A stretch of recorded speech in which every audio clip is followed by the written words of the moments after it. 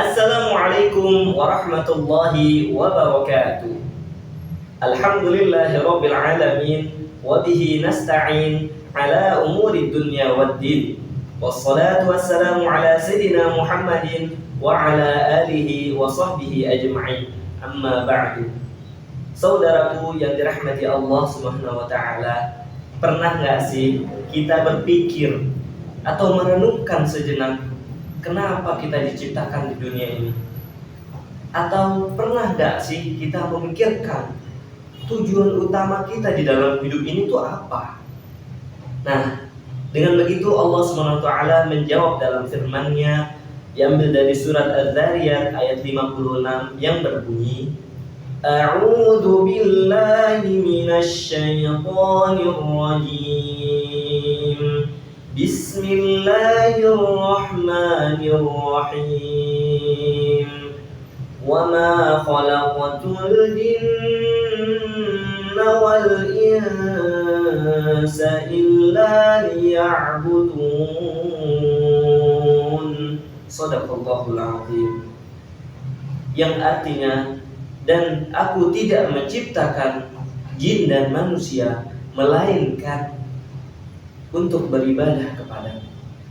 Masya Allah, sangat mendalam bukan arti dari ayat tersebut, bahwa Allah Subhanahu wa taala menyuruh kita atau memberikan petunjuk kepada kita bahwa kita ini di dunia tugasnya hanya satu, yaitu ibadah. Bukan untuk terkenal, bukan juga untuk menjadi orang yang berfoya-foya, bukan juga untuk menyia-nyiakan waktu, tetapi hanya untuk satu, yaitu beribadah kepadanya.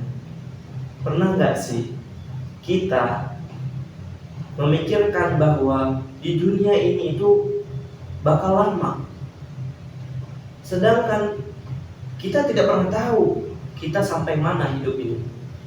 Maka kita analogiin seperti ini, semisal kita membeli satu barang, misalnya HP, handphone yang paling mahal pada saat ini, harganya misal 20 juta, 30 juta.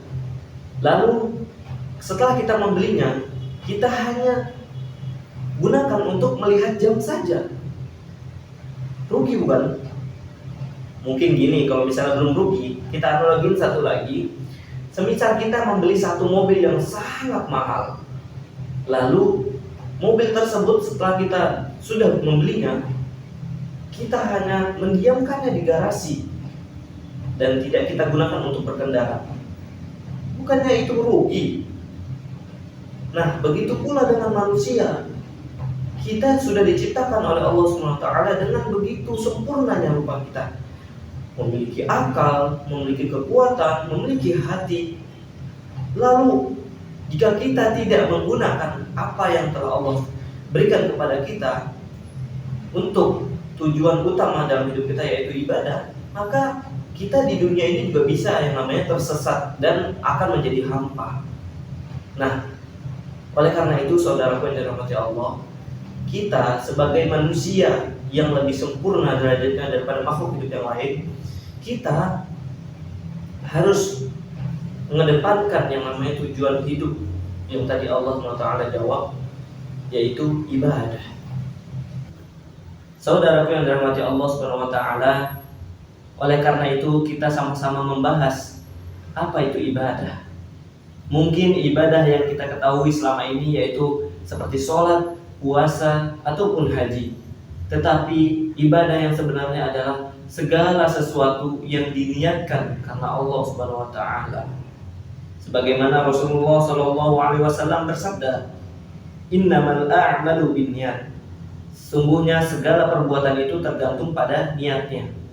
Jadi, semisal kita mengurus anak, semisal kita kerja, semisal kita touring, jalan-jalan, sekalipun kita istirahat atau tidur, itu kita bisa dianggap ibadah kalau kita niatkan karena Allah SWT. Coba kita tanamkan dalam diri kita masing-masing. Coba kita pikirkan lagi, apakah kita hidup ini, selama kita hidup, sudah kita sandarkan kepada Allah SWT, atau hanya sekedar rutinitas, bangun, kerja, makan, kemudian pulang, tidur lagi. Banyak kita menemukan orang-orang di luar sana hatinya kosong. Kenapa? Padahal mereka sudah kerja totalitas, sudah mencari kesibukan, tetapi masih saja gelisah.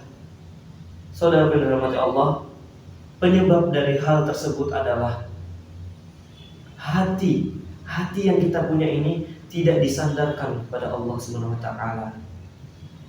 Oleh karena itu, psikolog tertinggi yaitu Maslow pernah berkata, puncak dari kebutuhan manusia yaitu aktualisasi diri.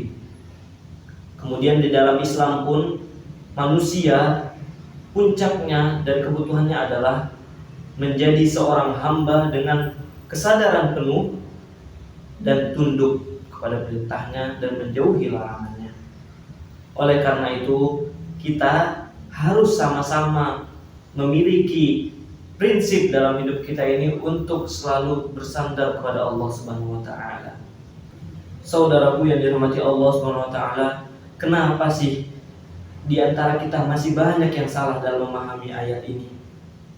Padahal Allah Subhanahu wa taala sudah sangat jelas menerangkan arti dari ayat tersebut. Penyebabnya adalah karena di dunia yang kita tempat hidup ini penuh dengan jebakan, godaan syaitan, distraksi sosial media, dan juga kesibukan tanpa arah.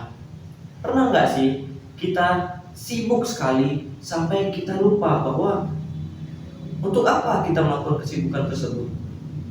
Maka Allah Subhanahu wa taala menjawabnya dan menurunkan Al-Quran sebagai peta hidup kita, sebagaimana firman-Nya surat Al-Baqarah ayat 2 yang artinya kitab ini tidak ada keraguan di dalamnya, petunjuk bagi orang-orang yang bertakwa.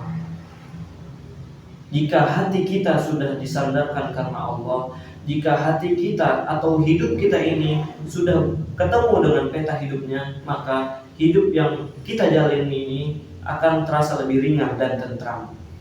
Saudaraku yang dirahmati Allah SWT, pernah gak sih kita berpikir bahwa hidup kita ini sudah disandarkan belum kepada Allah SWT?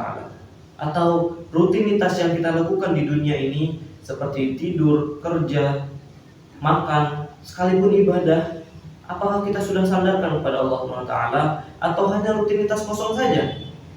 Nah, oleh karena itu, mari kita sama-sama ubah pola pikir kita agar kita kerja karena Allah, ibadah karena Allah, belajar karena Allah, usaha pun karena Allah. Karena jika kita sudah meletakkan hati kita karena Allah, untuk Allah, maka hidup ini tidak seperti pohon yang tanpa akar.